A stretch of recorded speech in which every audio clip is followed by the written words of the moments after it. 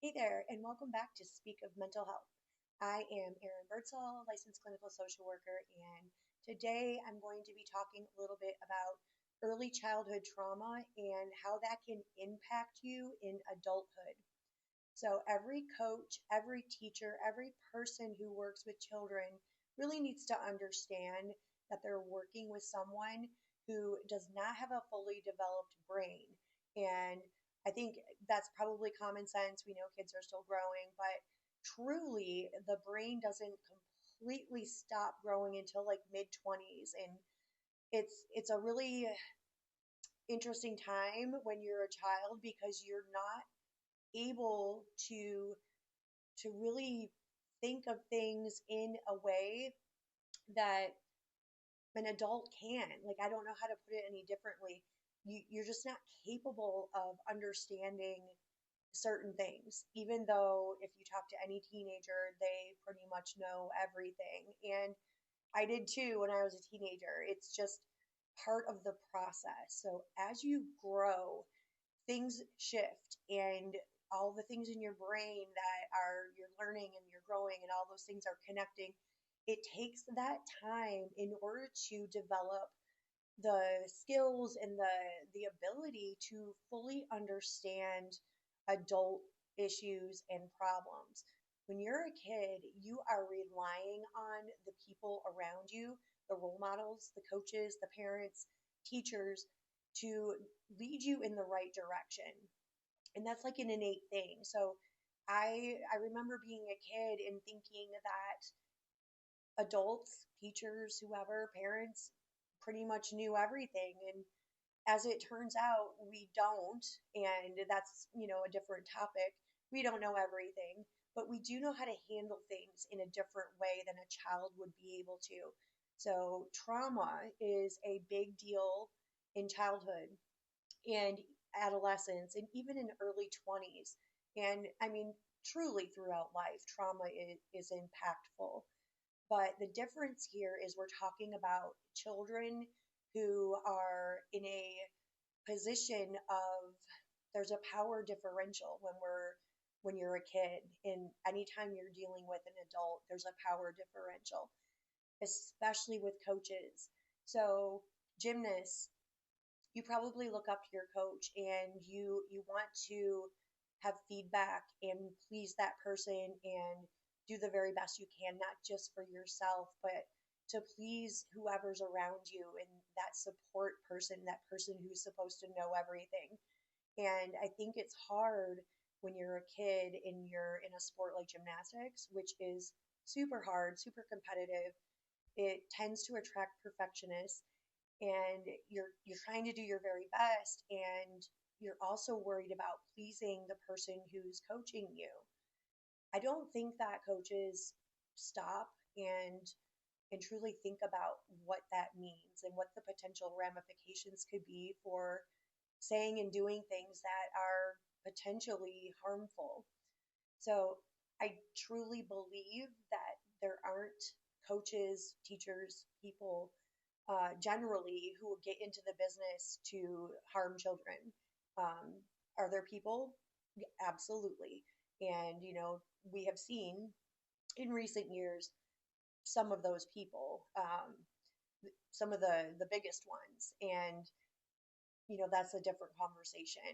I think for the most part, people who go into these fields, coaches, teachers, whatever, they're doing it because they're coming from a place of wanting to help and mold young people into productive adults. And in gymnastics, it it's a sport that's not only super difficult, but it's a bit of a mind game. There's a lot of mental in gymnastics. It's physical and mental, just I think 50-50. So when you're trying to do all these hard things and you're not taking a correction as a gymnast and your coach is getting frustrated, I remember this, and sometimes I just couldn't wrap my head around the correction, or I thought I was doing it correctly and it turns out I wasn't. I know this can be frustrating for a coach, but you have to be patient, and it really is just gymnastics. Like, we're not going to the Olympics. There, a few of them are, very few are going to the Olympics. The rest of these kids are going into adulthood to be adults and to contribute to society and likely not be affiliated with gymnastics anymore because let's be real, once you reach a certain age, it becomes really difficult to flip around. So I want to really make sure that gymnasts be aware of your surroundings and if the people that you are counting on to be your safe people, whether that's your coaches, your teachers, your parents, even, if they're not creating a safe and emotionally safe space for you, that is a big, giant red flag. Coaches, if you're seeing this in your gym and there is someone that is saying and doing things that could potentially be harmful, and what I mean by that is any kind of name calling or comparing kids, which I just find ridiculous. I know that coaches have done that to try to motivate. There's no comparing two people. It's an absolutely ridiculous thing to do. It does not, it may motivate them in the moment, but what it really does is it creates self doubt. So, any type of name calling, any type of body shaming, anyone who is telling you how to think, who to trust, and what you should and should not be eating, all that stuff, coaches, that is not your business. That is for the parent. So, coaches, your job is to create this environment that is safe emotionally and physically, and also to be that role model, be the safe person. Don't be the person that a kid can get confused with thinking is a safe person and then it turns out they're not. And believe me, that absolutely happens because again, we don't know what we don't know. And when you're a kid or a teen, you think you know, but you don't. So, coaches, if you're seeing this, please say something. Parents, if you're seeing this, please say something. And gymnasts, please say something to your parents. There's no excuse for it. It should not be happening anywhere this day and age. There's way too much information out there and training, and people just really need to know better, and I feel like they do. And if they don't at this point, then they really need to get out of the sport, get out of coaching, go do something else. Real quick, I want to talk about the ACEs study. This is, if you're watching this and you're an adult, go take the ACEs questionnaire. Just Google it. You can find it pretty easily. It talks about experiences in childhood that are adverse. That's what it means, adverse childhood experience, ACE. And check it out.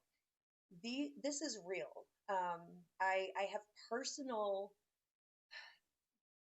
experience with ACEs, and I can tell you that, coming from a family where it there were some ACEs and seeing some people not live super long in my family and the struggle that went into adulthood based on some of the bad, awful things that happened in childhood.